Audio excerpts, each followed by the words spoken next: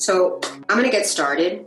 I want to ask all of you to indulge me in something today because last night I found out that a woman that was part of my past, a part of my life in the beginning stages, passed away. Technically, she was my mother for a certain period of time. She was the grandmother to my son and my ex-husband's mother. And she passed in a nursing home of the coronavirus. So the saddest part about that is, as all these memories flooded my mind, is that really, no one should die alone. And that the coronavirus, unfortunately, creates the strangest phenomenon of not being able to be with someone that you love and to share those last moments before you pass on to another life. So if you'll indulge me, I'm going to read a prayer in honor of her because I feel that she deserves some type of memorial. And if you'll allow me, I'll do that.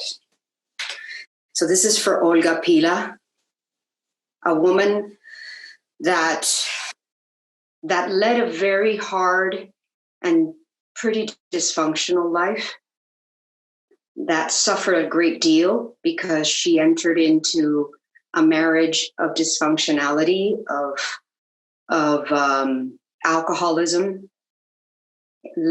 And unfortunately, that lineage and ancestry, which we've talked about a little bit on this forum, led her to have children that also had issues, which in turn, her grandchildren also had issues.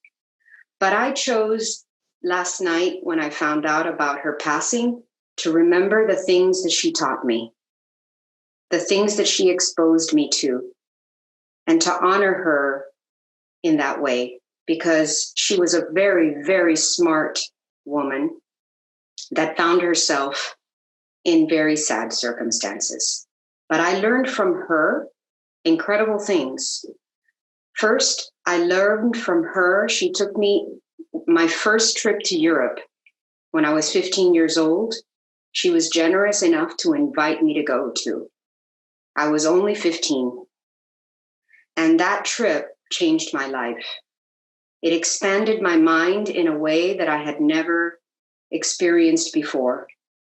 I never knew there was a whole other world out there that could have so much beauty, so much art, so much architecture. That impacted me, and I think laid a foundation for my love of interior design and what I do for a living. I also learned from her to eat well. She was an amazing foodie. She would cook up a storm. I mean, that woman was the most amazing chef that I've ever met. She introduced me to going to restaurants because up till then, I had never been to a restaurant, really. We always ate at home. My parents were not the kind of people to spend money going to restaurants, but she did. If there was anything she spent money on, it was food. And she loved going to a fine restaurant. And I'll never forget my first Caesar salad. I never had one in my life. And she took me to the Studio restaurant here in Miami. And, just having beautiful tablecloths and fine linens and an amazing waiter, bring things to you with such incredible presentation just blew me away. And then, of course, going to Europe, you can imagine what that was all about. First time in my life that I had ever experienced dining out. And then she also taught me how to cook. I mean, I remember the first lessons about food and cooking and preparing delicious meals came from her. So I want to honor her today and bless her on this next part of her journey, and hope that when she comes back and sojourns in this incredible physical world, that it's a more happy life. Dear God, please take the soul and spirit of this dear departed one into the sweetest corner of your mind, the most tender place in your heart, that she and I might be comforted.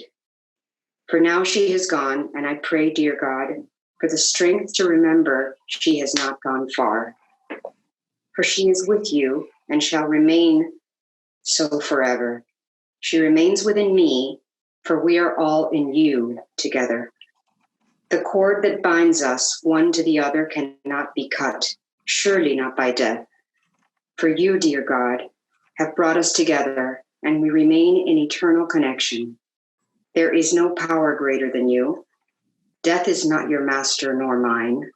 These things I believe as my heart to register. I surrender to you my grief. I surrender to you my pain. Please take care of your servant, my dear one who has passed. And please, dear Lord, take care of me. Amen. Thank you for indulging me with that. Okay, so what are we going to talk about today? Last week, we talked and we dove really deep into purpose, okay? And not just purpose on a superficial level, on this worldly, physical level. We dove into purpose on a soul level, right? We drove into words that I hope and I know, because some of you have shared with me, deeply resonated with you inside. And I shared those words on our WhatsApp group, and a lot of people had issues finding which one made sense to them. And some of you have been incredible students and didn't give up and really, really dove deep into what those words meant. And I'm so proud of that, because we must create from that purpose, right? Our whole point, and what I talked about last week, was that we have a limited time here on this planet, right? At least as who we are right now. We came with special gifts, with special talents, with special abilities, but most importantly, we came on a mission to be on our purpose. That is what really, really allows us to travel through this journey that can be so challenging at times with tremendous passion. And it's passion and inspiration that moves us along. Without it, we don't have anything. And in fact, the death of my ex-mother-in-law proved that to me, because in reality, even though her physical death occurred last night, her death was really already 10 years in, at least, if not more. And this is what I talked about last week, that by the time that we hit the age of 50, if we have not discovered our purpose and we have not aligned with our purpose and understood what that mission is, we start to deteriorate and become disappointed with ourselves. So I'm so glad that all of you really took it seriously and started thinking about, who am I to be and what was I challenged to create before I got here into this physical form. So today, I also want to dive into something else, which to me is a very important foundational principle to unite with your purpose. And I'm going to share new words with you today. And I'm also going to share with you the importance of asking questions. Some of you know this tool because you used it to ask yourself questions regarding these words that I gave last week.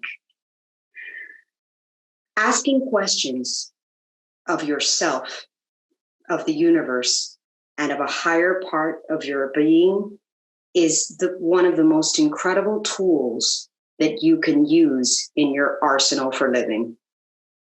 Okay? What do I mean by that? I mean that if we do not ask questions of ourselves and of our higher self, most importantly, we're not able to get the answers that we need to have clarity to move in the direction of our dreams. And that's what I want to talk about today. And there's some critical questions that I want you to ask yourselves. I will share those in just a moment. But before I do, I want you to understand values. Last week, I shared the mission statement that you all took down and wrote down, and creating a personal mission statement is almost like a prayer to the universe. Okay? It's like an affirmation. It's a declaration.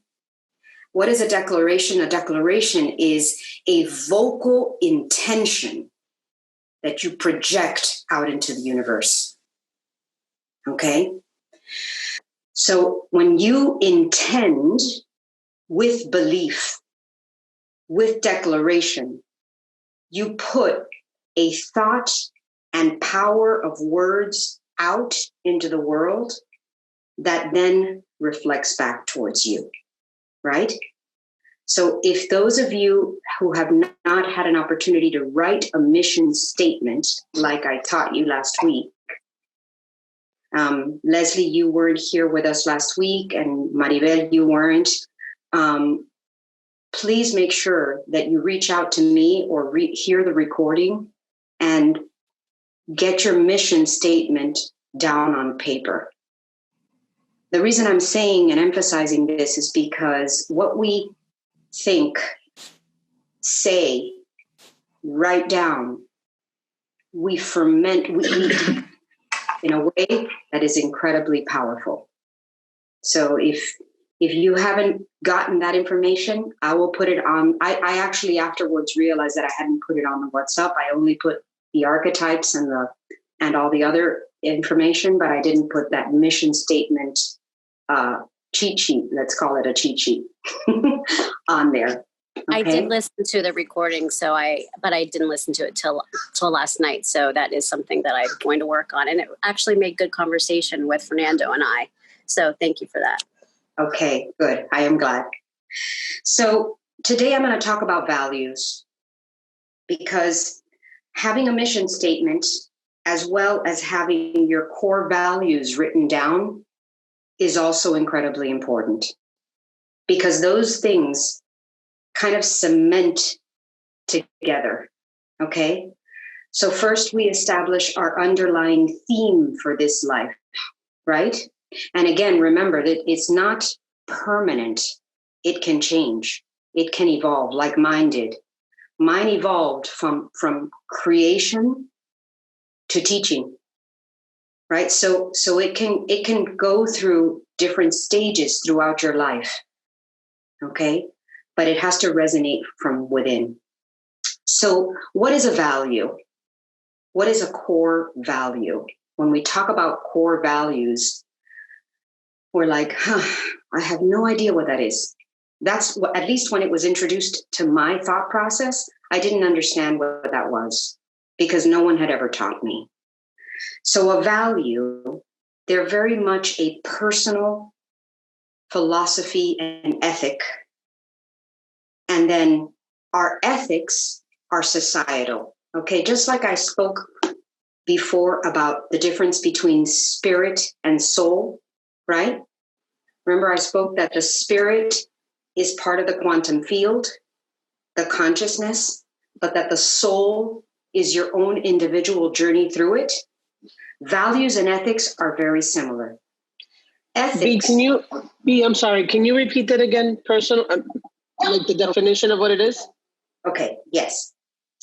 The difference between values and ethics are that values are very much a personal thing. It's your personal values. And I'll give you the definition of value because I think it's extremely important. And then ethics are societal. So ethics are kind of like things the society and community believe is as a whole, right? But values are our own individual personal thing. Okay? So values are the basic beliefs that an individual thinks to be true. You get that? Every individual has a set of values through which he looks at all things and into the world. So when I speak of core values, and I'm going to share a list of words after this call that you can pick from, just like I did last time, because it's kind of hard to just grab them out of the ethos and bring them into who we are, right? It's really challenging without the words. We need those cheat sheets. So I'm going to share the cheat sheets. But for me, when I've done this exercise, I came down to 3 core values that are part of who I am. And they have been my North Star for the past 8 years. Okay? For me, my personal values guide me. And the number one personal value that I chose for my core values, and what you're going to do in this exercise is after I share this list of words, which is very long because I can't read it to you. It's as big as the one that I shared with you before about purpose.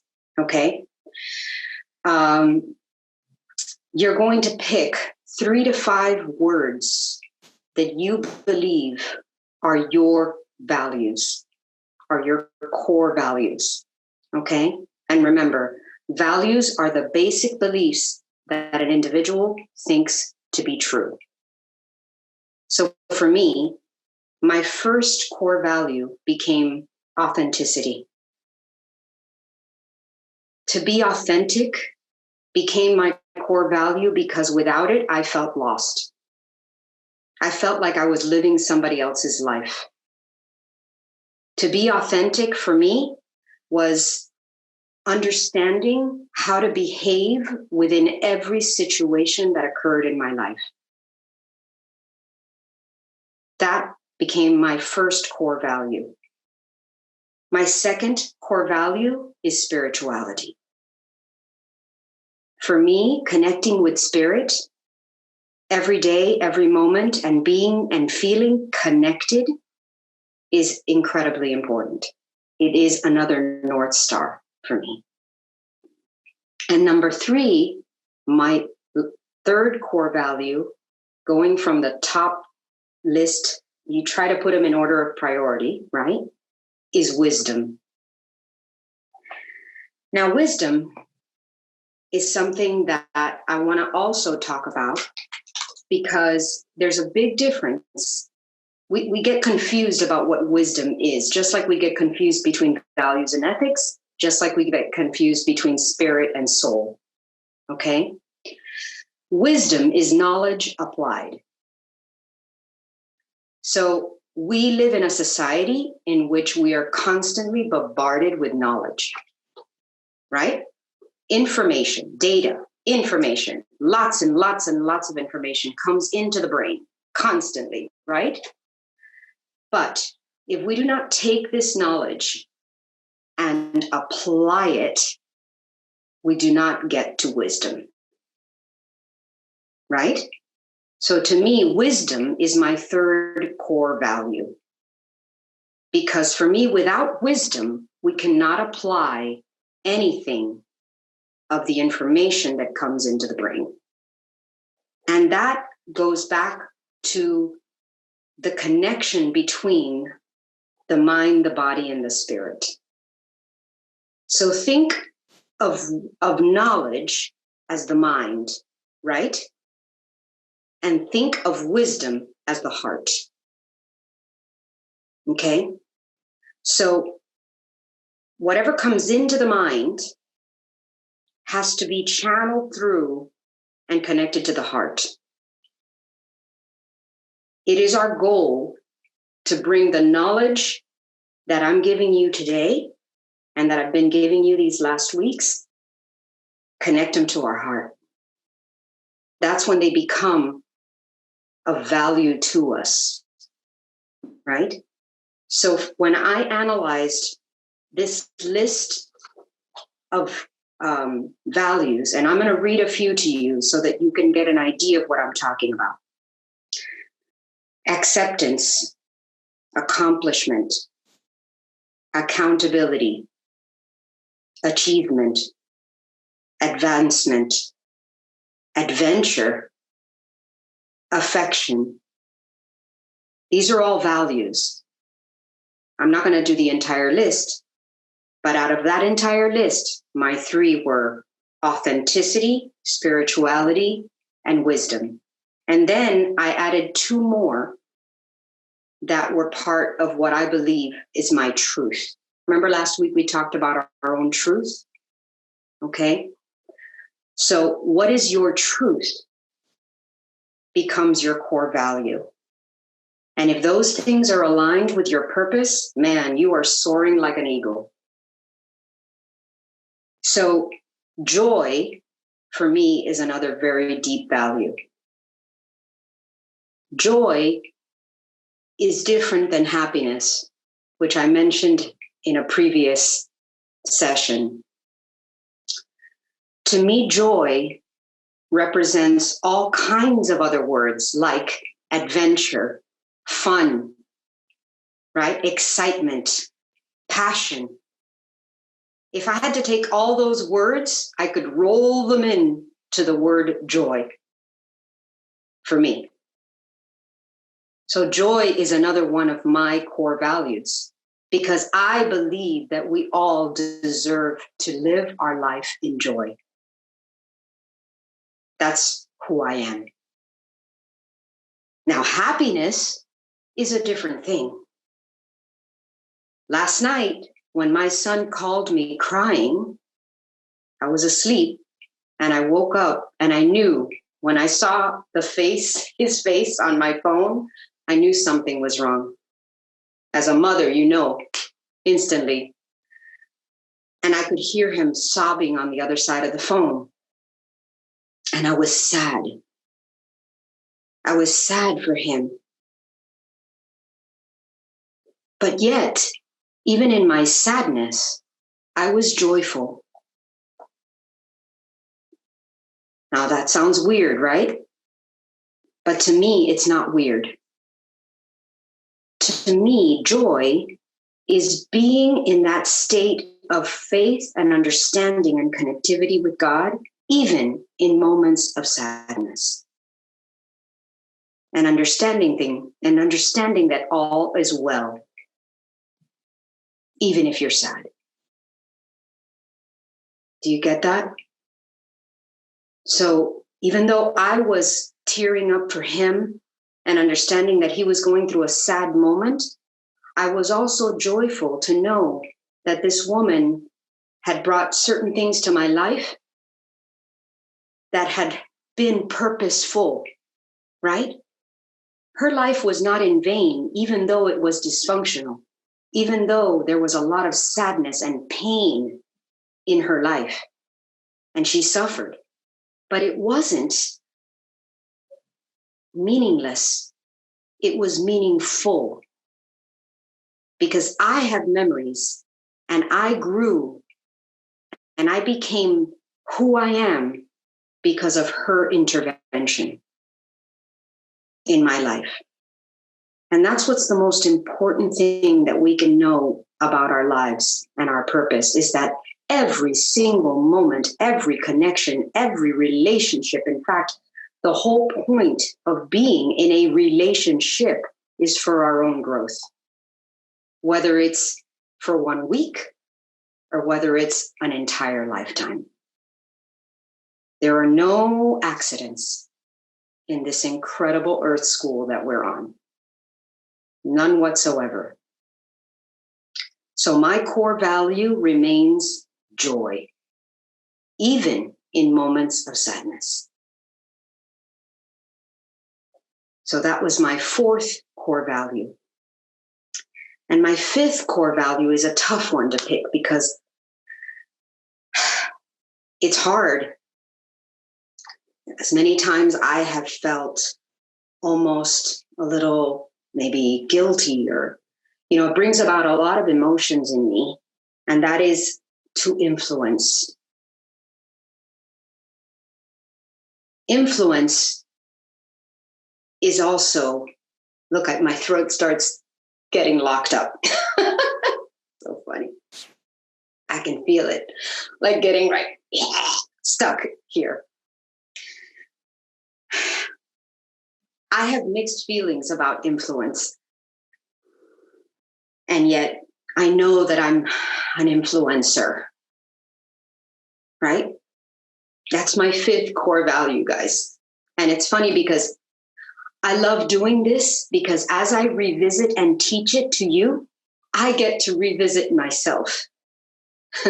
I get to go over everything that I've learned and put it in some form that I can give it to you to use for yourself. And I get to revisit myself. And when I revisited my core values, I found that word influence. And I was like, holy shit. That's it. That's a core value. I didn't realize that. So now I have my 5, because I'm going to share this picture with you, which is where I wrote these down because I could only get 3 down the first time. And I don't know if that happened to you when you were looking at that list of purpose, that you were picking like this one, and you were testing to see if it felt right, if it fit you, right? You were in the dressing room trying to put on that costume and see, oh, okay, my boobs are too tight. Again, this doesn't work. You know what I'm saying? So when you put on an outfit, does it feel right to you? Right? And that's what we're doing here. We're trying to get all of these feelings and emotions and ideas and into a coherent line that we can travel through, right? We're getting our GPS straight. We're navigating, right? And until we get all these ideas into a coherent fashion, we will not have the clarity to navigate forward properly for ourselves. So I discovered, as I was getting this lesson plan ready for you, I discovered that I had my 5. And I hadn't even gotten there myself. I had stopped at 3. Authenticity, spirituality, wisdom, joy, and influence. And those are my core values. Family, of course, is huge. So your core values can grow to be 10 words that you use as your North Star. So I would be remiss if I didn't tell you that family was a huge core value for me. It probably is for you as well, right? It's probably one of the biggest. But like I've always said on this call, if you don't fill your cup first, how can you give it away? So my 5 are about me, my first 5. And if you can tell, if you think about influencer or influence, that's already jumping into the line of community, right? That's already kind of like, okay, this is beyond me. This is for others and in service of others. So that brings me to some key questions. Remember, I talked to you about this lesson was going to be about asking questions, okay? And the power of asking questions. In my work, I use questions all the time. In fact, my book starts with a questionnaire for my clients. I ask them deep questions in order to dive into their discovery of themselves so that we can create together understanding each other and most importantly, for them to understand themselves. Because I can tell you, as an interior designer, if I do not know my client and they do not know themselves, the ride is a disaster. It's a disaster. You have to know yourself first, but how do I get to know you if you don't know you? So I ask a lot of questions, right? And one of my first questions is, how do you want to feel in your spaces. And I ask them to give me emotional words that represent that. How do I want to feel? And when I get to those emotional words and I write them down, that's our North Star for the entire journey. Sometimes they'll tell me, I want to feel relaxed. I want to feel stimulated. I want to feel excited. I want to feel comfortable. I want to feel at home and joyful. And I use those words like we are using our core values to guide us. Okay, and I tell them specifically, don't tell me about style. I don't want to hear one thing about style. I don't want to hear about color. I don't want to hear about, Art Deco or modern or traditional. I don't want to hear any word that has to do with style. I want to hear an emotional word. That's what I want. I want an emotional word from you. And when we get there, then we're going to start creating. So the reason I'm using this idea is because everything has to revolve around that question that you ask of yourself. So as you dove into your purpose last week and recognized the core theme, I hope the core theme that's underlying your life at this moment, one of the main questions you need to ask yourself is it true? Is it true? Sometimes you need to expand that and ask, is it true for me now? Because we may be dreaming about something that feels like it's out of reach. So it's not true right this minute, but it's true for me right now. In other words, like when I said the word influence and influencer, my throat felt a little tight. I almost couldn't say it to you guys. I almost couldn't confess it, right? Because influencers today have oh boy, this is interesting for me to talk to you about. In my heart, I have always come from that place of authenticity, right? So in today's world in social media, the word influencer can have a lot of, to me, negative connotations in the back of my mind. I don't know how to explain it, but I see from your nodding that you're getting it, right? I don't want to be an influencer like that. You get me? I want to be an influencer like this, what I'm doing right now, right? So even when I say that I'm an influencer, I have a hard time saying it because it goes against my authenticity. You get me? Like they start crashing. My authentic self says, this is who I am, and I'm not going to act like anybody else to be an influencer, right? So those two have to be in line and coherent in order for me to be able to move forward, right? So I'm always checking myself.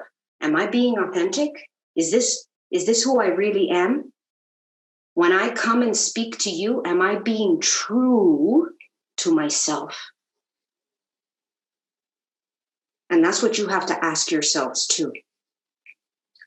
Is it true? So for example, when you tell yourself, and this happens to us a lot, when you tell yourself, oh my God, I'm just not good at organizing, I don't know how to get my life organized. Stop right there and say, is this true? Is it true? And you can say, no, it's true for right now, but not forever, if it's something that you really want. Because we have been conditioned to say all kinds of things that are negative to ourselves, and they become barriers for us to be able to move forward with our dreams. So that question, I want you to keep it top of mind. And I want you to use it this coming week often.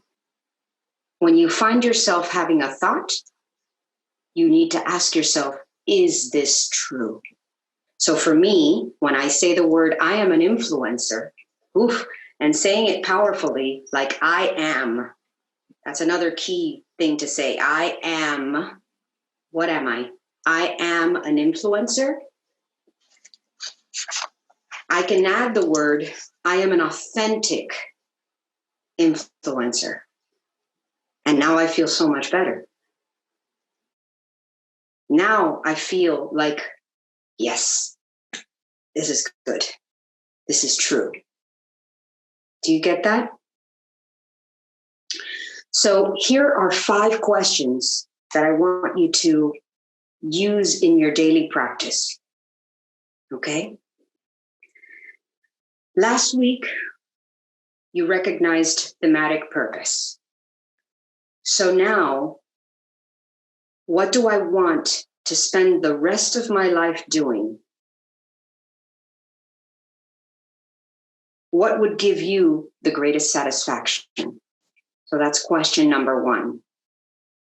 What do I want to spend the rest of my life doing? Because remember last week I told you that time is our most precious asset. It is not, it is the biggest resource that we have, and yet it is not sustainable. Once it's gone, it's gone. So what do I want to spend the rest of my life doing? Number 2, how do you tie that into helping a larger community? Because I believe that in service and by giving, and remember the universal law of giving and receiving? Remember that one? Okay. The more we give, the more we receive. It comes full circle, right? So whatever we do in our life needs to be also in service. Now, it doesn't have to be in service of the world. It could be in service of one person. It could be in service of an animal. It doesn't have to be in service on this grand scale. It's just in service. You get me? Then number 3, what are the thoughts and beliefs or barriers that are holding you back?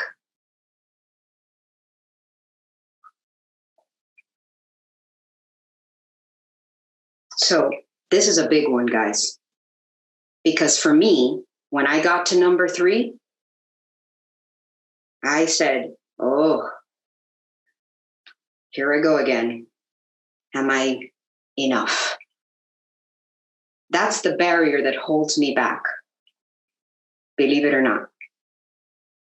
What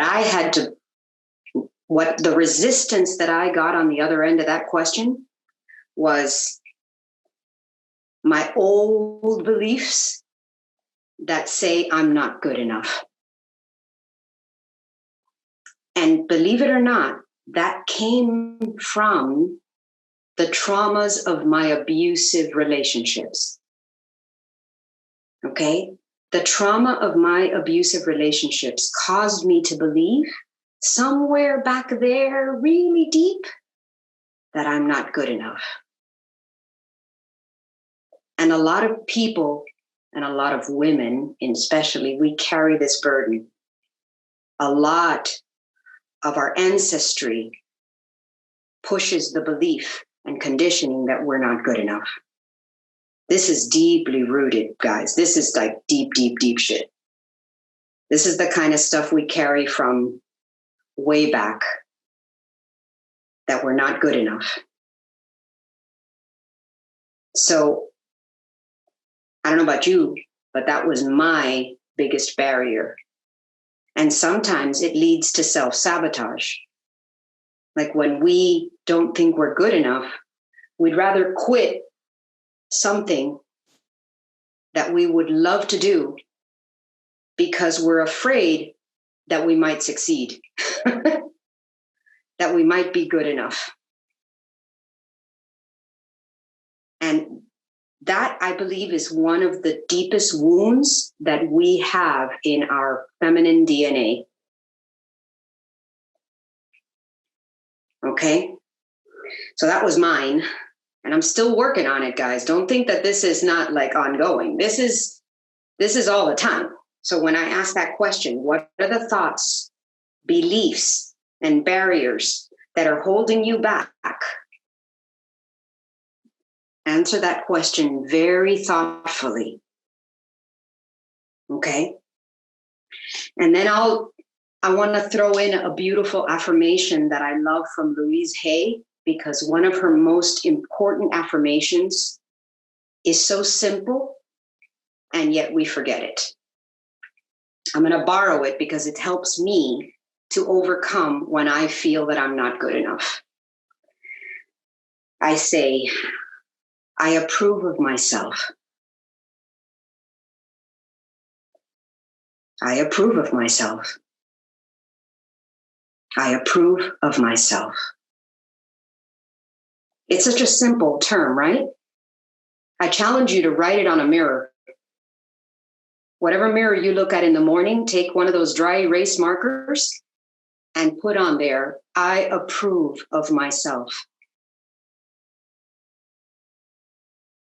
And read it over and over, because it helps.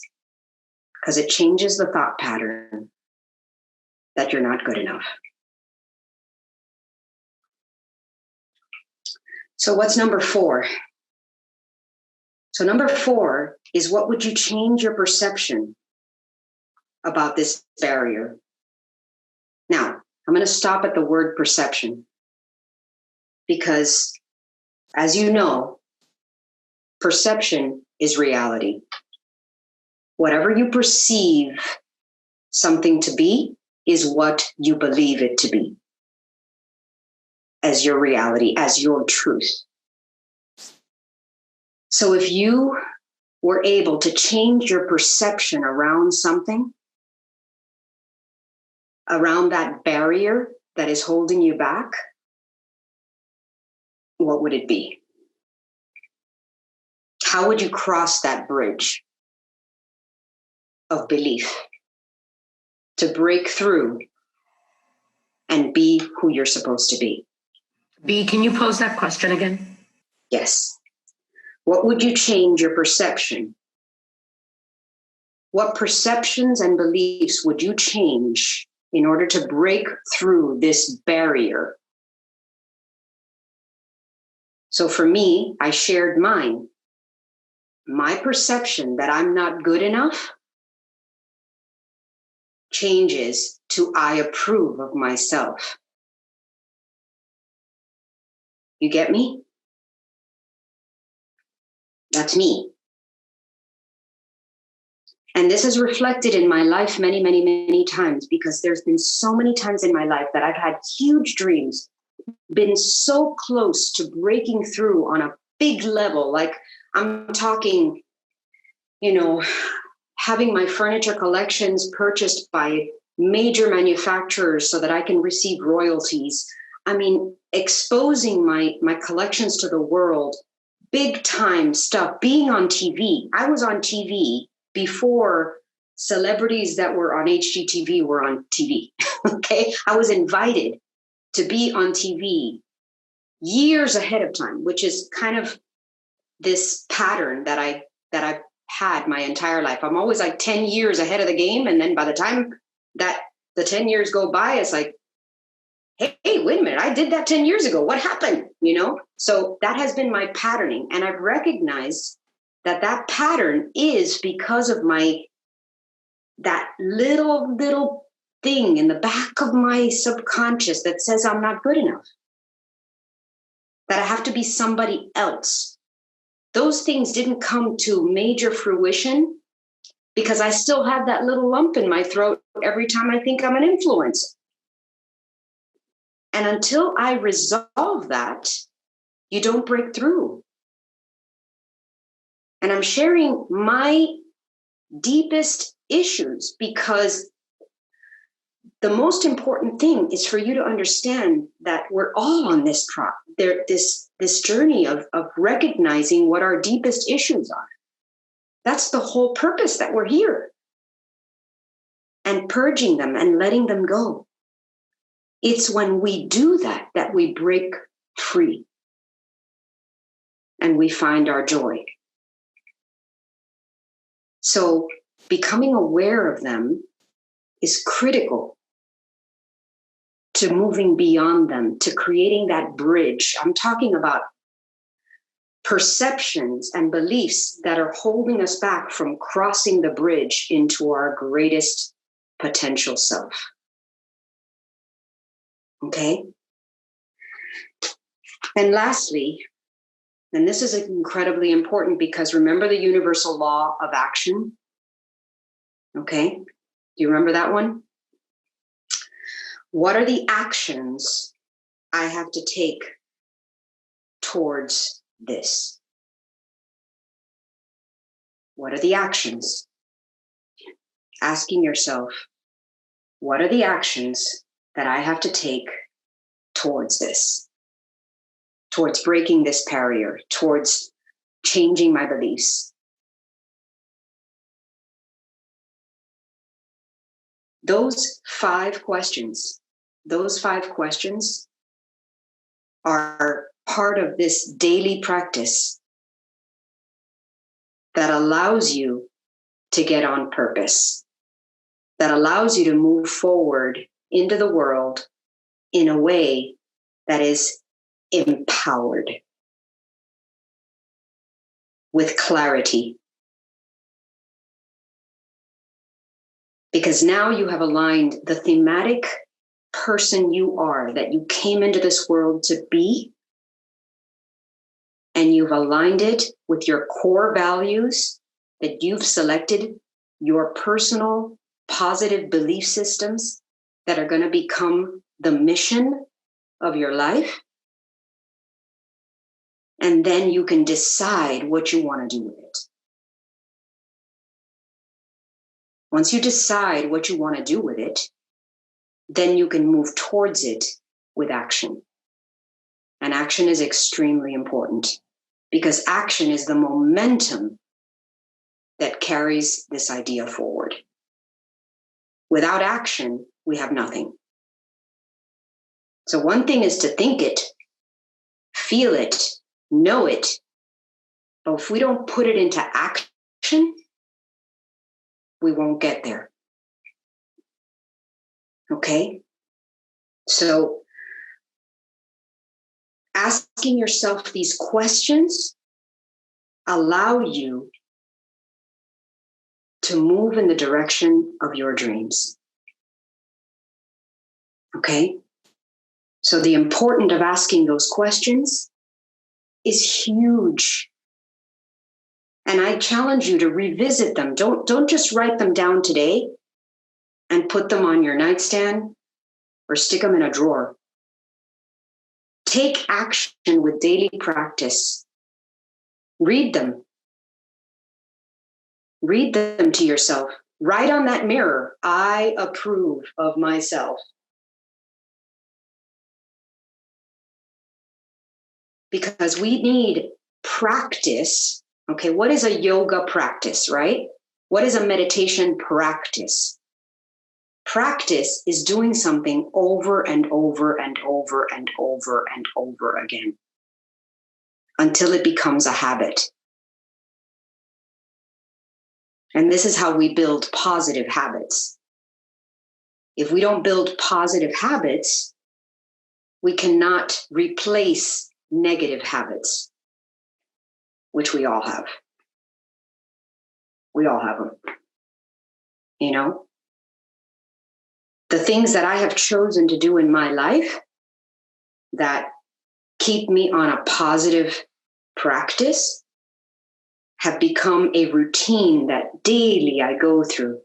And this new one that I'm doing right now, sharing these ideas with you, is incredible. This has changed my life, because in getting ready to speak to you about something like this, I get to review and revisit all of the knowledge that I have put into wisdom. So what you want is to capture all the knowledge that I am helping you to, become aware of, because you may not have become aware of this before. You may not have had these lessons. In fact, this is the type of school that I wish we had in school. Imagine if they taught these truths in school. Imagine our children that are so beautifully open-minded, incredibly open to absorb this information. Imagine if they were given these tools at an early stage. And those of you who have children have the opportunity to do that. You can use these ideas and share them with them and make them fun. Help them to build habits, just like, I find it so intriguing that, our parents were so worried about having us brush our teeth, right? Every morning, brush your teeth, clean your hair, go wash your face, go wash your hands, right? And then they're not worried about our spiritual well-being, right? They don't put things that are simple into practice. They don't say in the morning, did you thank God this morning? They don't say in the morning, what are you grateful for? Right? Something as simple as that. Or asking yourself, I approve of myself, right? I approve of you. I love you. I think you're amazing. I know Deborah's put into practice this with her kids, and we talked about recently how it had become routine, that it didn't have the energy of the emotion behind it. And we even strategized as to how she was going to change that. Because it is so important that we are able to instill these ideas within ourselves and then put them out into our community, whether it be our children, our immediate family, our friends, anyone. Nothing is coincidental. If there's anything that I learned from last night, when the flood of memories of this woman's influence in my life came back, these are memories that I hadn't had for decades, guys. I hadn't thought of her. I want to be very honest with you. I had not thought of her for years. My ex-mother-in-law. And when I started thinking about her, all of these beautiful memories flooded back. All the things that she taught me that I didn't know, and that today are very valuable to me. They're part of my core being. I really believe that her exposing me to Europe at that early age, which I would have never been able to do, her exposing me to going to a fine restaurant, delicious food, all of these things have become so precious to me today. I know how to set a table. No, there's things that are simple little things that we do, and we wonder, where did this come from? At least I do. I think about it all the time. Who taught me that? I remember Maribel when Emma came over to the house, and I was about to set the table for dinner. Emma, at that age, I don't remember how old she was, maybe like 7 or 8. She was a young girl. And I remember setting the table, with placemats and napkins and, the cutlery and, flowers on the table and candles. And she was fascinated. She was like, oh my God, I've never done this before. She was so excited to help me set the table, right? And that ritual of setting the table like that is something that I wondered, where did I learn that? Where did I get that? And it brings so much joy to my life because, those of you who have come and had dinner at my house, you get a good meal, but you also get some beauty as well. Because to me, beauty is incredibly important in life. To see beautiful things is our birthright. That is why art is so important. Why is art important? Do we need it? We don't need it to eat. We don't need it to survive, but do we? I don't know. I feel we do. That's why cave people were drawing in their caves, because art and beauty is part of our well-being. So when I set a beautiful table, it reminds me of all of the times that I've enjoyed a delicious meal, but also enjoyed the beauty that's in front of me. This is important to me. It's part of my daily practice. Even in this little apartment, I made sure that I brought some cloth napkins, some placemats, and I put flowers on the table every week. Why? Because those are part of my values, bringing beauty to the world. So I challenge you to think about these core values. What is it that makes a difference in your life? I'm going to share the words, of course, after this, because I think it's important to have a cheat sheet. And I want you to find your daily practice. Read this back to yourselves. Ask yourselves questions so that you can establish a daily practice that is completely on purpose. It makes a huge difference to have the clarity to apply knowledge to wisdom. So if you're able to take this knowledge and put it into practice and put it into action, it becomes wisdom and becomes habitual. And it doesn't leave you. It doesn't go away. It stays. Because how you do anything is how you do everything. Remember that. How you do anything is how you do everything.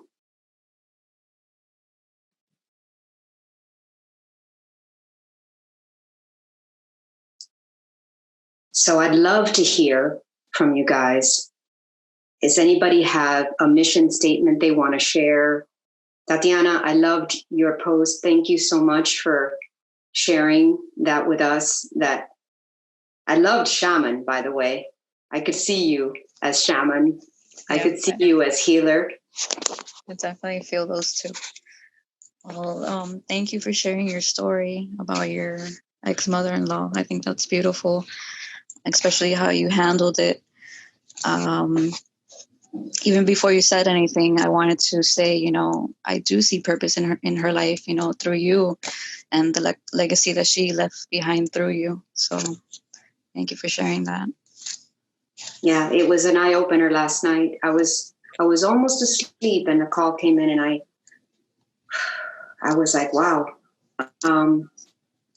A lot of thoughts flooded my mind. And this morning I sent a text to my ex-sister-in-law that doesn't live here. She lives in Asheville, North Carolina. And I also remembered and made sure that I told her that the memories that I had of her, that was a huge time in my life. I mean, there were years that went by that I shared moments with them, shared meals, shared days. We take for granted sometimes the people that are part of our lives. For me, my former marriage feels almost like a different book, like it's a book that I read. You know how many books we've read in our lives, right? Or maybe, that you've read it, you know the story, right? Can't remember, almost like a movie, right? Same thing as a movie. How many times have you not seen a movie that you saw like 2 decades ago and you see it again and you're like, oh man, I remember remember that story, but now I saw things that I didn't see then. I can tell you that today, I'm so happy to be able to bless those moments that were hard. They were hard. I can tell you, living in a dysfunctional family is one of the most challenging things in a life. You know, and I had a conversation this morning with my husband about the past and the people in our past, because he was married before, I was married before, and we all had exes, ex-mother-in-laws, ex-sister-in-laws, ex this, ex that, right? And we X them out, right? We X them, but in reality, we don't X them at all. They're part ingrained inside of us. You know, those memories are still there, living and breathing. And we get to choose how we view them. We get to choose whether we can focus on the traumas or what made them X's to begin with, or we can integrate them and integrate those feelings as positive growth lessons for our relationship. We grow through relationships. We all do. Every single relationship in our lives is a growth experience. That's why we attract them in the first place. Because we need them. We need them to expand and to learn the difference between, in other words, to discern what we want for ourselves. Every single relationship that we have is a discernment possibility. We get to look at them, experience them, and feel them, and understand them and use them for our own wisdom through contrast. So I can tell you, I learned a great deal. And that's the conversation I had with my husband. And I said to myself, wow, what is the new generation going to be like? I was reading this morning about the 3 generations and how each of them interact with social media, right? The millennials, the Gen X, which is where I am, and the baby boomers. And it was such a cute article about how each of them, what's their favorite social media, you know, for the millennials, you know, they don't even think about going on Facebook. They want Instagram because it's instant, right? Facebook is more for the Gen X. And then for the baby boomers, they're like, you know, they like Facebook a little bit, but, you know, and it literally gave the statistics of how each generation relates to social media. What I found fascinating was I was thinking about my mother-in-law and her generation, right? And how conditioned and unaware they were. That she never found her way out of a dysfunctional relationship, right? She didn't get out of that box. She never changed her thought patterns, her beliefs, and her broke through the barriers that I did. I was able to break through the barriers. I was able to cross the bridge of my beliefs. Okay? She wasn't. She stayed stuck. So I honored her this morning because I feel she deserves to be honored, because that generation felt stuck, but we're not stuck. Aren't we blessed? And then I think about the new generation, like my daughter and my daughter's daughters now, and I think they're going to be even less stuck than me. Because I can tell you something. My daughter is 29. She's not even finished with her 3rd decade, and she is already 20 years advanced from me. She is where I am only beginning to be now. Why? Because her belief system is not shut down. It's open-minded, and it's even more expansive than I was. And I'm thinking to myself, wow, what are those 2 little girls going to be like? How are their minds going to be expanded? How much bigger are they going to be how much more compassion and open-heartedness are they going to have? What kind of world are they going to live in? That's what I see. And I honored that last generation, like my husband's mother, my mother-in-law now, by contrast, she's 96. And, you know, they're in a fight. They haven't talked for like 2 months. And it's because of her unaware, her selfishness. She's just asleep. You know what it is to be 96 and still be asleep in this world? That's the beautiful thing, that you guys are awake. Look at you. You're awake. Completely and utterly awake. I want to be awake. And I told my husband this morning, I hope that I get, whenever the end of my life is, I want to be on purpose still. The moment that I'm not productive, that I am no longer serving, I want to be out of here. And that's what I want to make sure that I'm able to do for myself. And that's why these daily practices of being conscious, of waking up to your potentiality, of understanding your emotions, is so important. I can't stress it enough. Because definitely you don't want to get to that place in your life where it's over and you're like, what was this for? Even though I honor what I learned from her in this life today. Because even though she might have felt helpless, because I can tell you that the energy of her life was disempowered. Okay? The energy of her life was disempowered. She never made it out of a dysfunctional relationship with her husband. He still died an alcoholic. Okay? She became a hoarder. You know, the kind that you see on those TV shows? Like that. To the point that she ended up in a nursing home because she couldn't take care of herself anymore. You know, that makes me sad, but it also makes me aware that we have a choice.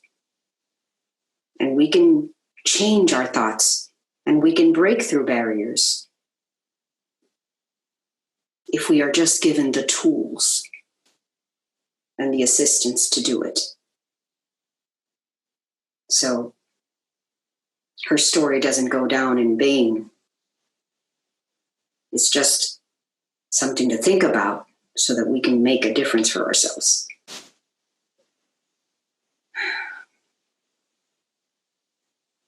Anyway, today's energy is so interesting. I love how contemplative you all are. I must have downloaded some heavy shit. Anybody want to share anything with me? Any revelations? Well, I'll share something. Or Leslie, do you want to go first? It's okay, Mish. You can go. Okay. I was looking at the list of what you gave us last week. Yeah. Of the list of the like leader, communicator, and all of that. Mm-hmm. And there was one that wasn't on there that I kind of created for myself, which is instead of it being of like, hold on, I'm trying to compare. Let me see where I wrote it down. I wrote igniter because I like to ignite. My influence of health and fitness and the fact that you have to change to self-love, it became a thought that, wait a minute, I am an igniter. It may not be on that list of what we looked through, but it's still a word that portrays that, you know. So I came up with igniter, teacher. Definitely I'm a teacher. I'm always teaching. Leader and connector, because I love to connect people all the time. You know, like this one can help that one and that one can help this one. And it makes me very happy to do that. You know, to give that, oh, guess what? I know somebody who could help you with that. Here's that person, and that person connects, and then they have a relationship. So anyway, that's what I will. I love the word Igniter. ignite. I'm going to have to add Yeah. that to the. I love igniter. That's Yeah, fantastic. because We all I use need it exactly. It's sort of like sparking a plug that you plugged in all of a sudden and said, "Oh, that's right. Thank you Yes. for bringing that to my attention." You know. Yes.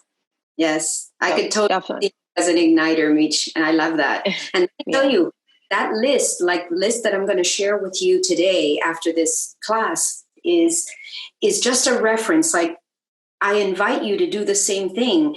Look for your own word. I mean, that word, there may be a word that's close on that list to something you think it is, but then it's not. I think, Florinda, you had a similar experience, right? Share what you went through. Well, week for sure. I couldn't pick my word. There was no way that I could pick a word. Even though I did ask you to give more words because I couldn't pick from the first list. And that was even worse because out of all those words, I couldn't even identify one. But I kind of did. I have to kind of understand more the meaning of certain ones. And actually I did more even yesterday. I start like Googling what that word means as an archetype versus what you know as a caregiver, for example, right? Right. If you tell me caregiver, I would say, hell no, I'm not a caregiver. But then I told you I'm more of a giver. But then when I started studying what a caregiver is in an archetype, then yeah, it makes more sense. To me, definitely one of the words is caregiver. But I also did some more research yesterday. And I think that pilgrim / seeker is also something that I am really interested in. Goosebumps. I like that. Pilgrim because, even though I feel that I'm very rooted, I'm also not. In the sense that I move quite often, as you know. Yes, you're not. Myself, I don't know, maybe 8 times in 12 years. So I kind of like changing around. You travel around. Yeah. But I do have a goal in mind, and actually, I did find this that I want to share. Hold on, let me see if I can just quickly. What did I do? I took a screenshot. Okay, wait. So the pilgrim seeker is fueled by a certainty that something more awaits just beyond the horizon. Ooh. Hence the importance for me to always see a sunset, see the horizon. I like it. It's something that it does talk to me. The seeker's quest is to follow the light, knowing that it always leads to life. So I really resonated with this one. Like for me, this was an important one, definitely for me. So seeker, pilgrim, and definitely a giver.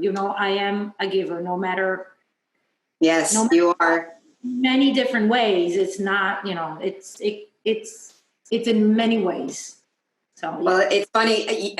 I have to share a little anecdote about Florinda. I've been with Florinda shopping, going to places and things. We spent a lot of time together. This girl, okay, we will go to a store and she's going to get something for herself, right? We will come out of that store and the last thing she got was something for herself. The only thing she does is she'll be around in the store and she'll say, oh, that's perfect for my cousin, such and such. Oh, this is perfect for my friend. And she'll get it because she enjoys more buying something for someone else than she would ever get buying for herself. So when out of the list, when we analyzed it, the only thing that came close was caregiver. But if you take the word care off and you just put giver, it resonated. Yeah. And it's the funniest thing to watch. Like we will spend 3 hours in a store and she went with the intention of buying something for herself, but she ends up leaving with 10 bags that are for others. That's just the way she is. And it's funny but I can totally see you as a pilgrim. Yeah. Or as a seeker as well. Yeah. Anybody else had any words that really, really resonated? I'd love to hear.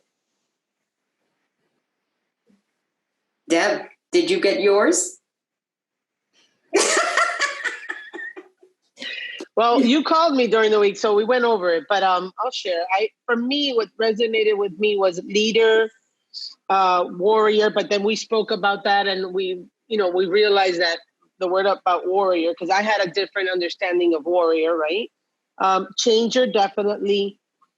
I'm not a caregiver, but on the opposite to Florinda, that she's a giver, I'm more of a caring and loving. I don't know. Do you understand what I'm saying? Like, yeah, I do. Your motherhood. How about compassionate?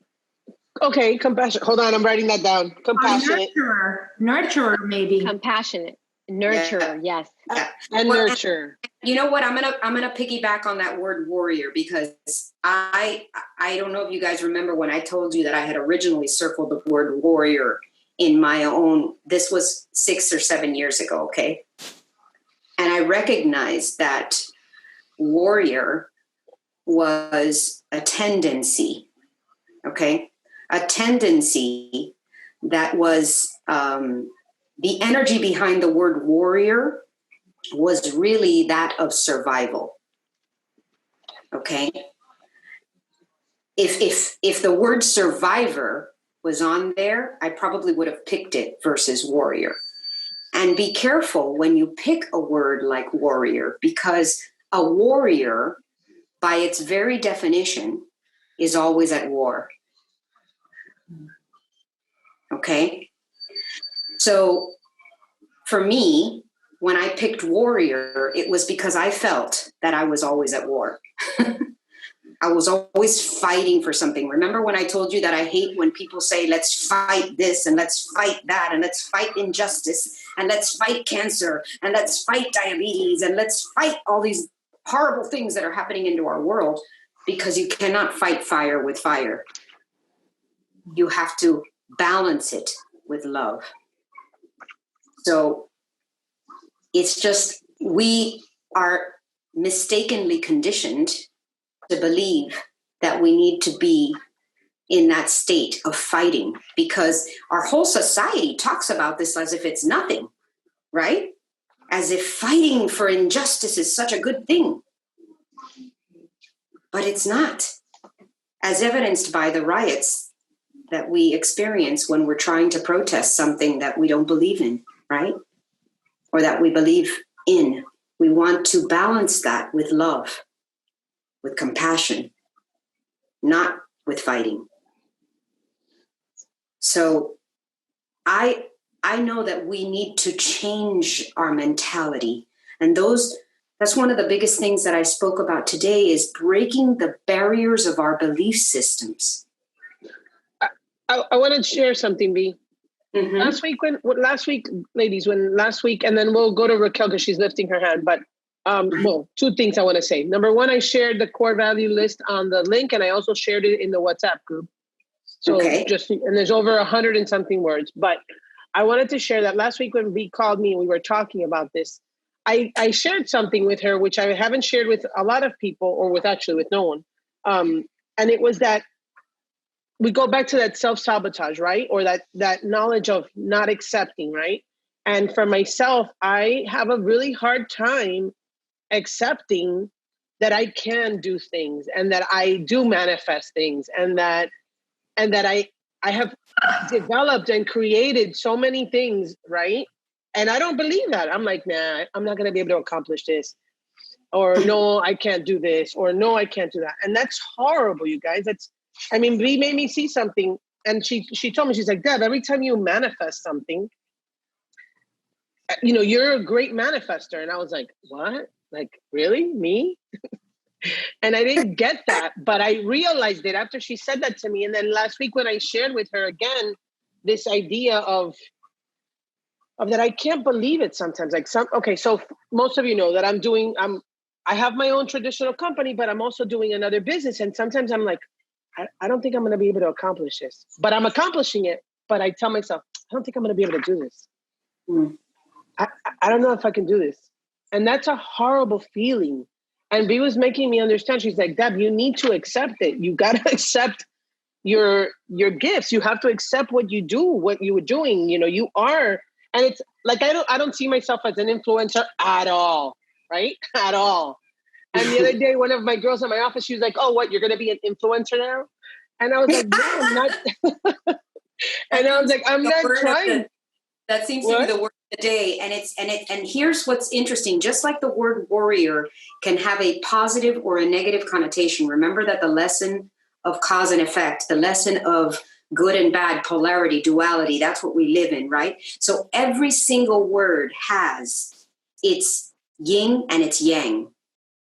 Okay? Every single word has a yin and a yang.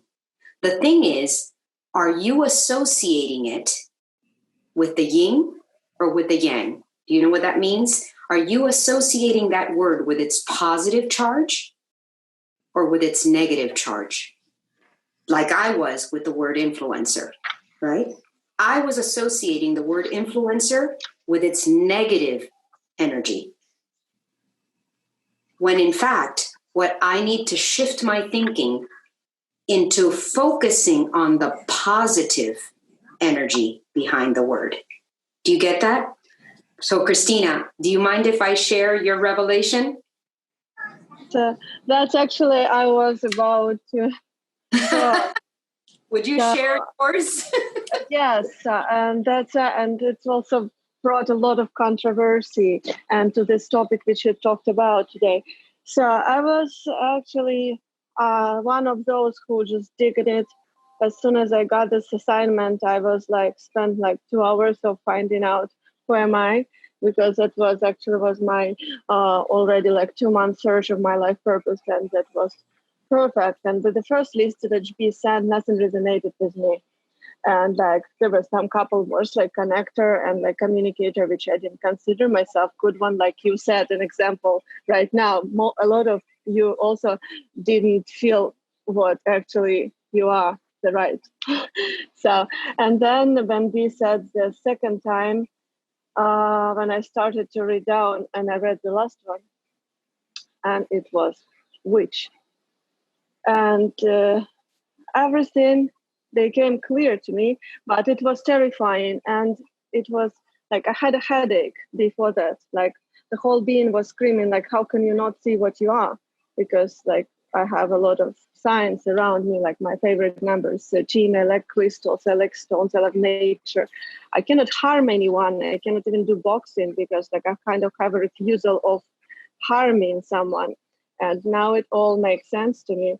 But when I got this message that it's a witch, because it has like the witch, I'm terrified of horror movies and of witches, of ghosts and stuff, because I had a lot of mystical experience in my life.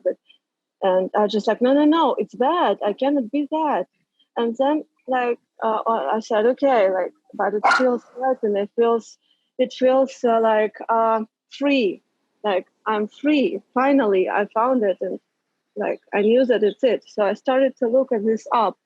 And like B just said, that apparently it's true, like everything has good things and bad things. So witch is not only this bad witch, which like do only bad stuff, because like which I'm not capable of. It's also like a Wicca, who the one and most rule is do as you will, but harm none. It's kind of like a wow. And then that resonates with me also. I think it's like a knife. You can make a salad and feed people, or like you can have a knife and kill person, and it's like kind of magic to me. So anyway, and so I'm a little bit like nervous, because a little bit still in shock, and to honestly to talk to real people with different belief system, that's with current like I thought that like witch is it's terrifying, it's scary.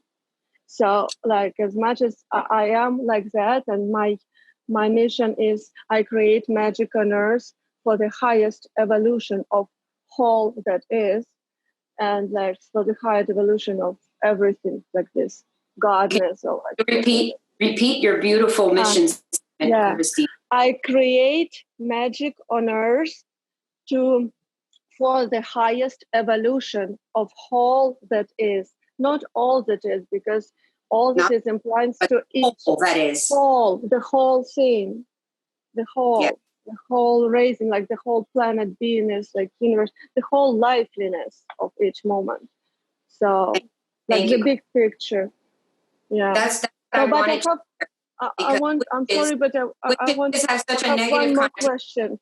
I have one more question. So that's what brought me to. So even though I feel authentic with myself, I feel I want to do that, and I want to learn from that. And I started to read books, but I was talking to my husband, and thankfully he's like an atheist and stuff. So he's an atheist. Yes, I mean, thankfully he doesn't like. He's not afraid of that things, and actually, this is my meditation space with a lot of skulls. Wow. Crystal skulls. Full. So, look at that. I want to just lie there. I know. So, and I feel good about it. I'm not afraid of skulls, but I'm afraid of terms witch because it implies evil, bad, and all this bad stuff. So also like what my question is now, I know what I am and I know I can bring a lot of goodness in this world. But when people find out that you do some what you call magic or unknown, or like they call it witchcraft, even if you are weak or not, if people find out and see these skulls, my husband told, what if like people will see these skulls you're meditating in, even though it was before I find out that I need to do some magic and learn about like some creating something unknown. So like the social aspect, we live in the real world, and like it's a little bit terrifies me how to claim my and be authentic and claim my true self without harming myself. Because well, this is that is where the core value comes in.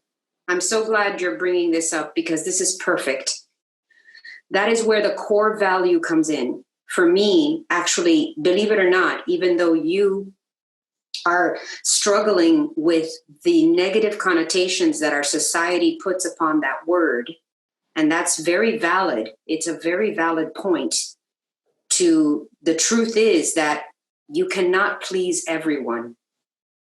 That's going to be the challenge for you to live your truth and to be authentic. And maybe the challenge is actually to change the perception of that reality in this world. Maybe the magic that you have, Christina, is to bring light to the word that has been negatively connoted for eons. Because I shared with Christina that witches, or the word witch, was a manifested, conditioned word given to women. So this is really important, ladies, to women by the religious community, particularly Catholicism and Christianity, created the word witch as a negative connotation attached to demonic ideas, okay, in order to take away the power that a woman had naturally. Because women are the only thing that is capable of expanding the species. Without us, there is nothing. Okay? We are the ultimate vehicle for manifestation of creation. We are powerful beyond measure. And that's why we're so scary, because men can't do that alone, but they would like to. So what happened was, to take away our power, they gave us a negative connotation. They created the illusion that we are bad and we had to be disempowered. And that's where the word witch came in. And there was witch hunts and killing of witches in Salem.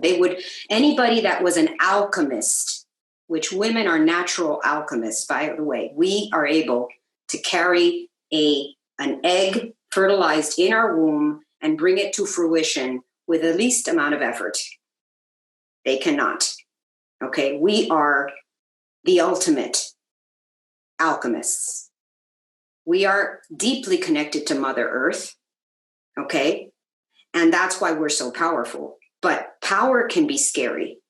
So to take away our power, they created this idea that we were bad. Any woman that was completely in touch with her ability to be in the cycles of life and nurture the world was considered a witch. And this was a huge deal, okay? Huge. So what did they do? They spread the rumor that it was evildoers so that they could take away and terrify through fear anyone. And basically that had to go underground. It had to go underground. And by the way, Christina, it's still underground.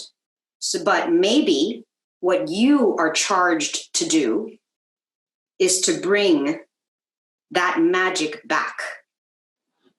That was so strange that you said it, because I had the same thoughts, because I also, that my words were investigator, and I like to investigate things. And because of like my blessing to be twice enlightened into like seeing clarity for these things from the highest perspective of oneness, and the place like from different perspectives, I can zoom in and zoom out. So I was thinking, so maybe that would be actually it, that I can, like, I started to read this Wicca book, and I was surprised. They believe in oneness and they believe in duality. There is no, like, it's not like a religion that they don't have a leader. They say the main thing that Wicca said, they said, first rule is follow what you feel right is right. And whatever information comes from outside, take it as a doubt, like question it if it feels right. So that's basically like, so the more I read, the more it becomes to me kind of like, I'm not that scared anymore myself, but the more I realize that people, like there are a lot of people who have this ability to heal people, because like herbs and crystal healing, it's also came from this, whatever, witchcraft, Yes. no matter how you call it, that's it. It's the same healing. It's which like spells, it's the same affirmations made in the right time with the perfect moon and with intention.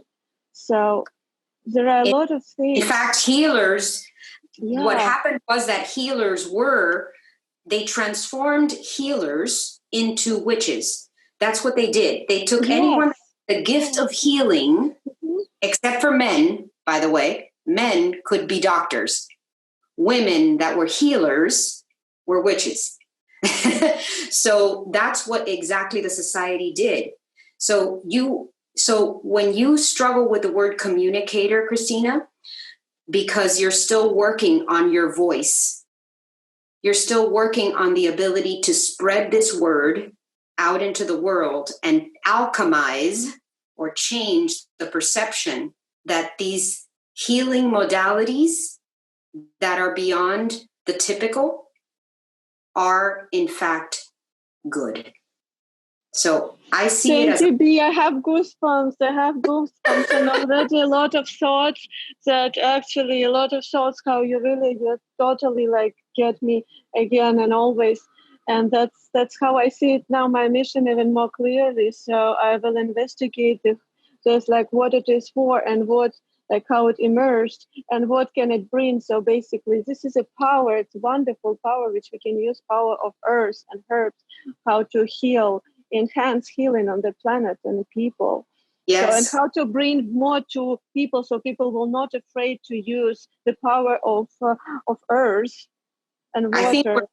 Here's what I've said in this talk is that we are all here as gifts. We are here to bring our gifts, each of us in our own way. We are here to balance the energies of the planet through our feminine divinity. I'm going to turn you on to someone that's very similar to you, and her name is Nanilea, and she has churned her word into the goddess mentality, which I'll share this information with you. I believe that that's the direction you're heading in, and just the idea that you have been revealed this information is incredibly powerful. And that's what I ask you all to do these these activities, these exercises, because the more you do them, the more you will be on your mission. And the younger ones that I see, these beautiful young faces that I see on our group, the younger you are on that mission, the better you can be to activate this purpose on the planet. So for me, I'm still working on myself. I'm still working. It's funny, you shared with me, I was so blessed that you shared with me about the hair, and I was able to tell you about the hair, about my hair falling out. And now, guess what I'm doing, guys? This has become my new practice, because my hair started really falling out at the beginning of this year. And I was a little nervous, I have to say. I was like, what the hell is going on? Like, I mean, I'm talking like constantly, all my hair was falling out. And I was starting to get worried. I'm like, what is this, menopause? Is this like my thyroid? What the fuck is going on here? And I really was struggling with the hair. And then I started having dreams about different things with my hair, but like my hair being shaved off, going completely gray, being told to go gray. And I shared this with Christina and Florinda the other day. And I realized, oh my God, now I am blessing my hair. I am saying every hair that I see come off, I bless it. You know why? Because I just realized that it's a symbol. My hair, which is the crown of every woman's glory, right? Our hair is very important to us. Tell me that it's not. Isn't your hair important? Your hair is like, oh my God, my hair, right? Every hair that falls out, I bless it for it's changing me. I recently cut my hair. I cut about 6-7 inches off my hair. I don't even know why. I just like, I'm done. I gotta get rid of some of this hair. It's just that. And then it started coming out, like falling out. And I started getting even more worried. But then I realized the hair is falling out because the old me has to fall out, so that the new me can be reborn. And the more I read about this, the more I realized I've got to stop being in fear of my own loss in order for the new growth to come through. And I've just started now, my practices, every time I see a hair on the floor, which is every single day, about 20 or 50 of them, I say, I bless you. Look at you. You're so pretty. My hair is falling out. How beautiful. Now a new one can come in. So every hair that I am losing is a representation of the past, because a new hair will be coming out. Okay? So I am blessing my hair for falling out. The same way that I'm still dealing with this kind of strange feeling in my throat every time that I deal with my own challenges at being enough to be here with you. So I share these deep vulnerabilities because we all have them. And we have to understand that our bodies are never wrong. Our bodies are also showing us the way. And because my hair is falling out, I had to come to the realization that I'm in resistance of something, and it's showing me the way. I have to accept that the old has to go in order for the new to come in. And now my practice is, look at you, little hair. Yes, I bless you. I bless you. I bless you. And that's how I'm handling it. Because I've learned the hard way in my life that nothing, when you're full of stuff in the past or in an old way, you have to clear the space in order for new things to fit in. And I've learned that many times in my life. And I still have more to purge out before the new comes in. Just when I think I've purged a lot, I discover more that has to be purged so that the new can come in. So I thank you so much for these shares. You know, I'm never in a hurry to leave this because I feel like so incredibly blessed and so fulfilled and full when I finish these talks. And I see it in your faces that you feel it too. Makes me so joyful. If anybody else would like, Leslie, I think you had something you wanted to say, but I'm open. It was touching upon the conversations we were having before that you were talking about, like our past ancestries. Can you hear me okay? Yes, I can. So it made me think about with my mom and my grandmother and how my partner's mom is and stuff, and how that generation, you know, were stuck. And I think about how it made me feel like with my mom, because she still to this day prays the rosary. And my grandmother was a praying mom, but they both had dealt with a lot of angry men in their life. And I was talking a lot about that with Fernando last night, because I would say that I felt like I still had a lot of anger in me. And he would say, well, why do you say that? Because I don't see you getting angry. And I said, well, because sometimes when we have conversations, sometimes I'll just get defensive right away, especially in this pandemic, especially that we've been stuck in the house. And for me, it's like he has health issues, and then he would get upset with me because I started going back out on job sites and asking me on a daily, did you wear a mask? Did you do this? And it started to feel like I had a father, you know, like where he was constantly questioning how I was, you know, going and doing my stuff. And so would just immediately get defensive. And it just made me think about like, why am I getting so defensive? And so I started having this mantra for myself saying that I'm going to seek to understand rather than to seek to be understood. And it's allowing me to be more open to others' feelings and things like that. But it just really, all of this is really bringing up questions for me, about my ancestries and how things were with my mom, and how in my household she was a workaholic, you know, and she constantly was working. And I find that she was that way because she didn't want to be home. So then I had to deal with my father, you know, and how his anger was. And it just really, so it's just interesting, all of these things. And I just wanted to touch upon when you were talking about your mother-in-law. And I think about too, like my mother-in-law is also a praying mother, and she talks about how she doesn't even like drive, you know, and stuff. And she was talking about when she goes back home, she lives in Colombia, and she's here with us actually, that she's going to find ways to go to her friend's house, even if her husband can't drive her.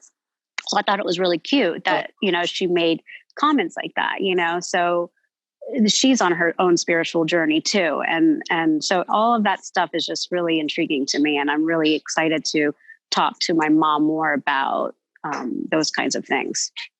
Aren't we blessed at this moment in time to be so empowered as women? Mm. I mean, aren't we blessed? Just look a couple of generations back, guys. Just look a couple of generations back. How disempowered those women were. I feel so joyous that we are so blessed to be in this moment. And I look forward to the womanhood of the future. I really do. I can see already in like my hair falling out, right? Like my mother-in-law passing.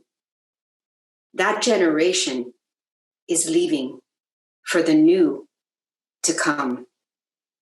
When Leah grows up, Deb, what is she going to be like? How empowered is she going to be?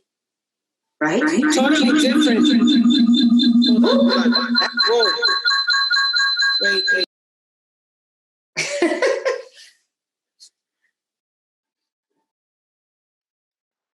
These beautiful little girls that are coming into being. We have Leah, We have Diara from Christina. So in my case, and she's been one of my biggest motivations has been Leah, right? For all of this growth and all of this self-development, because I refuse to raise her with that mentality that we were raised, although that I was able to break off, right, from my family's upbringing. And I think I shared this a long time ago when we started with these calls. I had told B, and I shared with a lot of the other girls, that in my family, there's a lot of single women. And a lot of women thought that that's okay. And that it's okay to be alone and to raise your, and that's not okay. Like that's not the way it was meant to be. Right? That's not what God created. God created man and woman and whatever, you can have your own beliefs, right? But we always need to be with someone who's a partner to have, to love, to care for, right? And I had always thought that it was okay to be alone. So, even in that sense, like I've broken off from that mentality of, oh no, we're warriors and we're women and we can be by ourselves and we got this. And it's not the case. So Leah has brought a lot of knowledge to me, a lot of growth. Like each one of my children has brought growth into my life, but her in particular, it's like I'm on a mission to be a better version of myself so that I can teach her how to be, a strong woman, a woman of belief, a woman of faith, a woman of character. Like there's so many, I can go on and on and on and on. But yeah, I can't wait to see how she's going to develop with all of the information that I'm giving her that was never given to me. I'm excited to see what the new generation of women is going to bring to the table. And I hope that we do it with love and not fear. I hope that we do it with a nurturing heart, with compassion, and not with the feminism of the past, which was always, tinged with a defensive resistance attached to it. I really feel that that's the way of the future and that it's already coming into being. But we create our own realities, guys. So the more that we generate these thoughts of positivity and love and spread them out, the faster this momentum, this snowball will grow. It is. Raquel had a question because she had been raising her hand for a while. And okay. Raquel, please. Hi, everyone. It's just a question going back to the words from last week. I'm still trying to figure out what are the words that are connecting me. But in terms of architect, what does rescuer mean? Rescuer. That's a good one. Rescuer, and I invite you to read the definition of the word because there's so many different connotations to it. Like I said, the positive and the negative. The rescuer is usually someone. Think of stories that you've been told about people that rescue others, right? The knight in shining armor that comes and rescues the heroine or the hero, the person that dives into a situation to help others get out of negative things, right? The rescuer is usually that person. Actually, rescuer has more positive connotations in our society than negative. But the negative side of the rescuer is that it can be at your own self-sacrifice. What you want is to make sure that if you are a rescuer, that you're not self-sacrificing. Because like I said, the energy has to be balanced. You can't give what you don't have. So you want to replenish yourself in order to be the rescuer. Because if you rescue and rescue and rescue and rescue, the risk is that you will become resentful because you take out you have to put deposits into a bank in order to take money out, right? Same thing. So you have to make sure you're depositing and giving to yourself. Rescue yourself first. Put the oxygen mask on yourself before you put it on others. And make sure you have plenty of oxygen so that you can continue to rescue. If that's what you resonate with. Those are the polarities of that particular word. It's interesting. I've never had anybody come and tell me, I feel like I'm a rescuer. It kept coming back to I kept looking at it and I kept looking at it like, I didn't understand fully. Like, am I not? But I kept looking at it. Like every time we looked at the list, my eyes went to that word. Yeah. Florinda? Yeah, look at what Carolyn Miss says about rescuer, because it's funny. I did look into that word as well. And it's interesting if you go to her website, because that's how I've been researching the different, trying to go past what we know as that word today versus what the archetype of that word really means. And when you look at the rescuer, it says in its empowered profile, the rescuer assists when needed, and once the rescue mission is accomplished, withdraws. And then it continues. So it would be good if she looks into, Raquel, if you look into what she explains and go deeper. Like, I felt that I have a little bit of this, but you might feel even more, that you would resonate more into this one for sure. And you know what I love that you said, Florinda, what I got from what you just said, which was fantastic, is you dive in when it's needed. Yeah.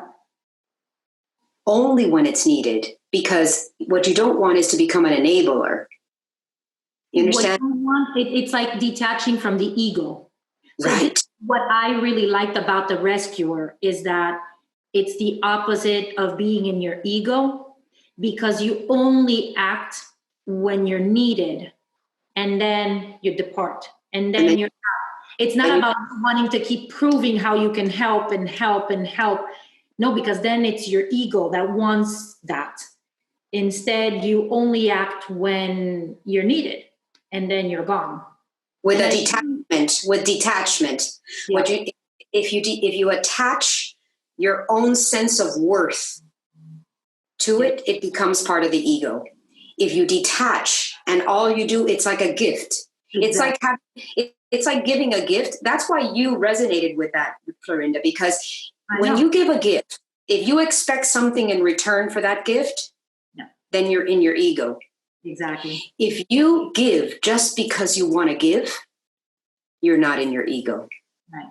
If you're not expecting something in return.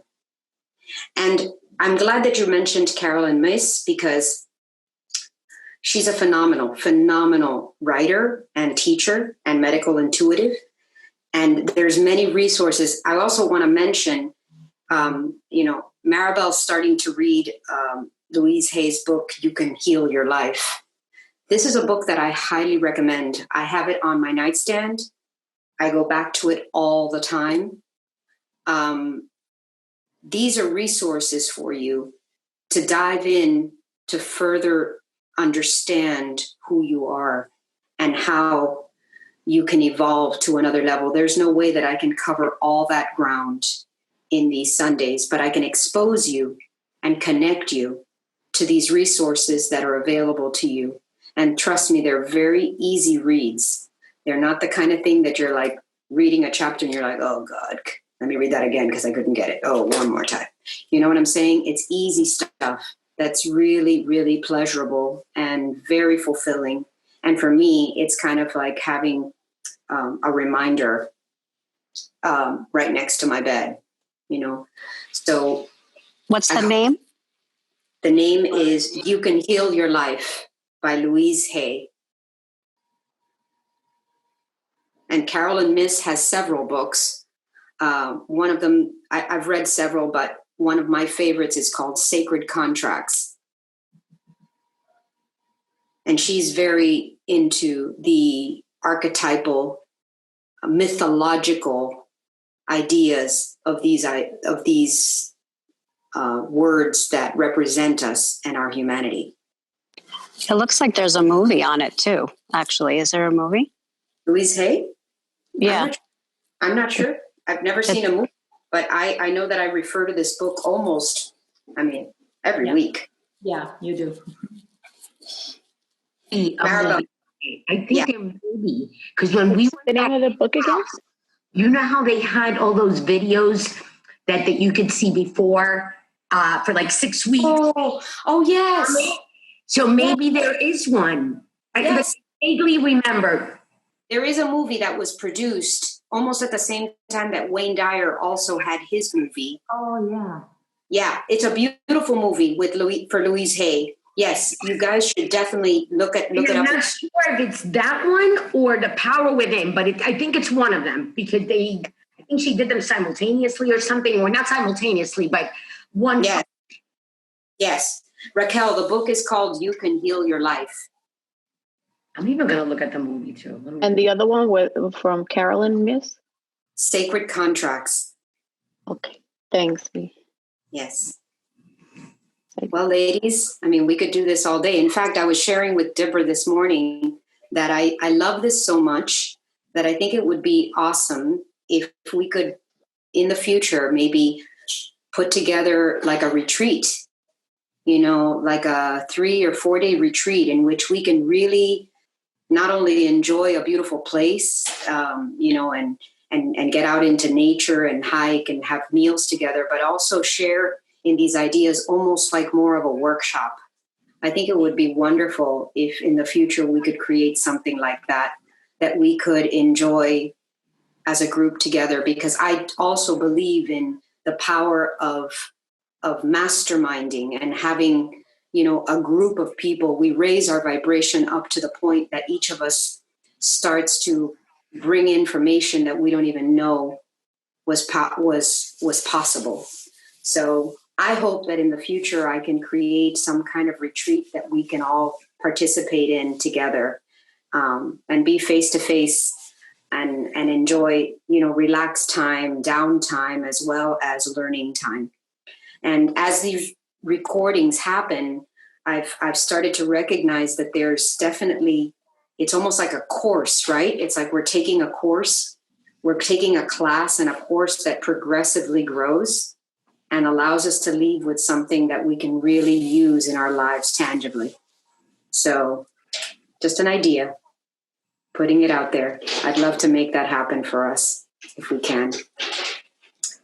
There aren't any more shares. I know we have the rest of our beautiful Sunday to go to. I could be here for hours, as you can imagine. I love it so much, but I think we'll call it a day. And the recording will be there to share. I think that next week, I'm going to go back to my first lesson that was never recorded. The one on emotional, understanding our emotions and our vibrational frequencies and how important they are to our lives. So B, just so you know, we did record it, but there was a lot of personal information shared on there because it was a very intimate. It was your group. It was just our intimate group, right? Yes. And we shared a lot of information on there, so that's why I haven't shared that one. So yes, okay. I think it would be great to go back to it and revisit it. I am. I'm gonna, if with your permission and if you guys all agree, I think we'll go back and revisit that first one next Sunday if we're all available, and record it officially for those that cannot join us that moment. Okay. And then after that, I'm open to suggestions, and I have more stuff to come because I'm waiting for that download. But we will. I'm open to suggestions too, because if anybody wants me to dive deeper into some subject that is intriguing to you, I'd love to hear that on the chat. Agaida, you were going to say something? I was going to say that I love the retreat. What? I love the idea of the retreat. You love the idea of the retreat? Yeah. Okay. Yeah, I'd love to put something together. I don't know what it's going to look like yet or when. I'm going to start researching it as well. Yeah, I think it would be beautiful, because I think that there's such growth in connectivity when you all come together. It just really elevates the whole process. Let's form a committee. Leslie, I love that. I love your organizational skills. So Leslie, I'm going to reach out to you.